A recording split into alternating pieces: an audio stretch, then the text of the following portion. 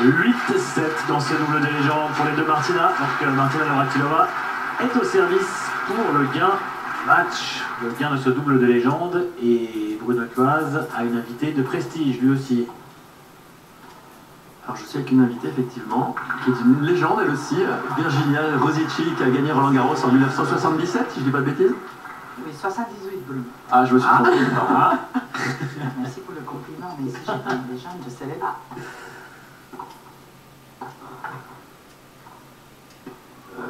Vous n'avez jamais joué ce tournoi, mais vous l'avez dirigé, Virginia, et c'était vous la directrice lorsqu'il y a eu cette finale entre Céleste et Navratilova. Vous étiez la première directrice de ce tournoi. Oui, effectivement, grâce à IMG, à Patrick Proisy, qui m'avait donné cette responsabilité il y a 20 ans. Donc, où sont passées ces 20 années? Voilà, non, c'était une expérience enrichissante. Et alors là, vous les revoyez sur le court aujourd'hui, il y a toujours le même plaisir de voir ces championnes? Ah, surtout de voir des champions comme les 4 qui sont là. C'est absolument magnifique de voir combien ils sont doués, combien ils ont encore le plaisir d'être sur le court. C'est vraiment très sympa. Merci Virginia, qui a été aussi notre collaboratrice pendant de nombreuses années, on n'oublie pas Bertrand. Exact, exact. Eh oui, magnifique. Oh, et ce seront 2 balles de match pour les Martina avec ce magnifique contre les jambes de Martina Hingis qui a répondu à Amélie qui l'a réalisé tout à l'heure. 3 balles de match, pardon, parce qu'il n'y a pas de, comme il n'y a pas d'avantage, 3 possibilités de gagner, ça semble bien parti.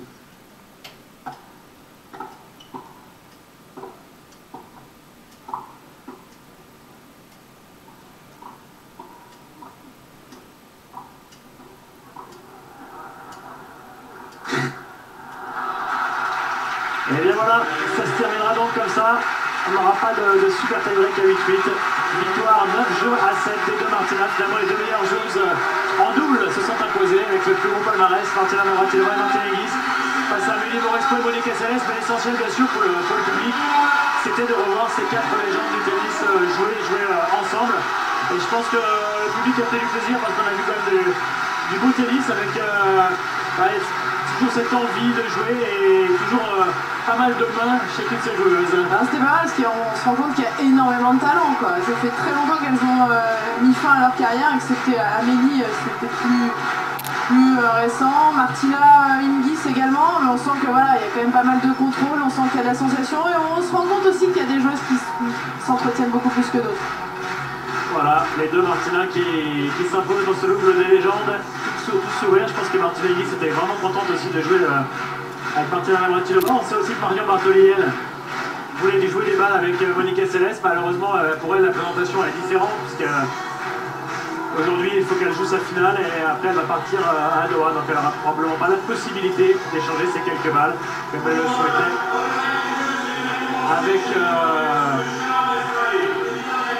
avec Monica Seles. Alors Régis Brunet, le co-directeur, avec Amélie Mauresmo de ce tournoi. On va venir sur le cours. Et voilà, bien entendu, je vais pouvoir accueillir les joueuses. Martina Navratilova. C'est Martina Navratilova qui va être appelée en premier.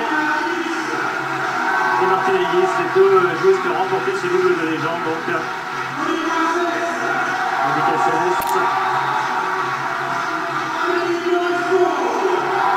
Co-directrice Amélie Mauresmo. Vraiment une belle initiative d'avoir organisé ce double légendaire avec toutes ces joueuses incroyables, ces 34 titres du Grand Chelem sur le tour.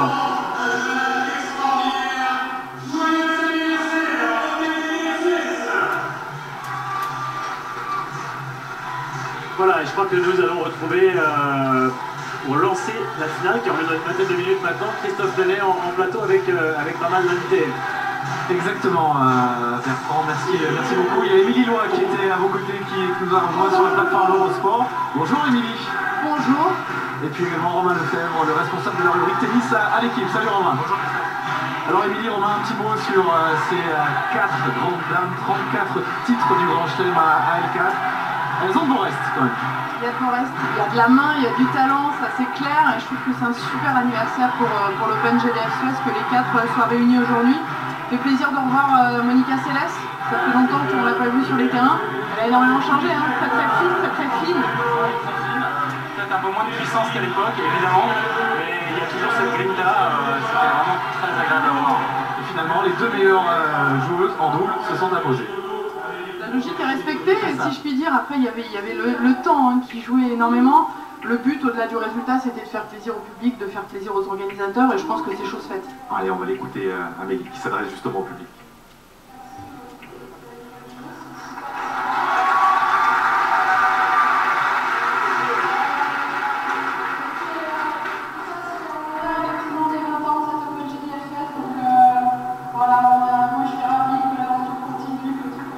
Je pense que c'est vraiment un bel événement et dans une salle plutôt sympathique, donc l'année prochaine.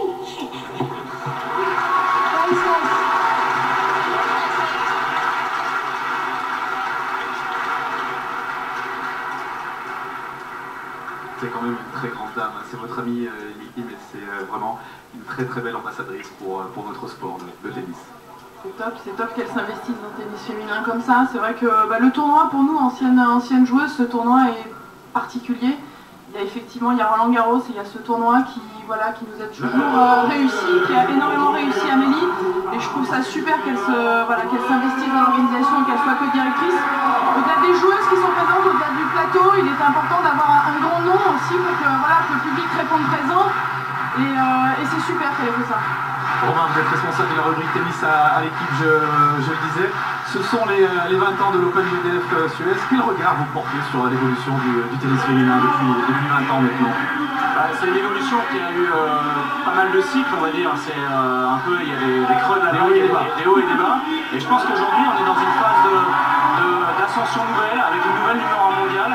Et je pense qu'il va y avoir des années à venir assez prometteuses, qui peuvent nous rappeler la grande époque des Serena Williams, Venus Williams, les Belges, Renan Clijsters, Amélie évidemment.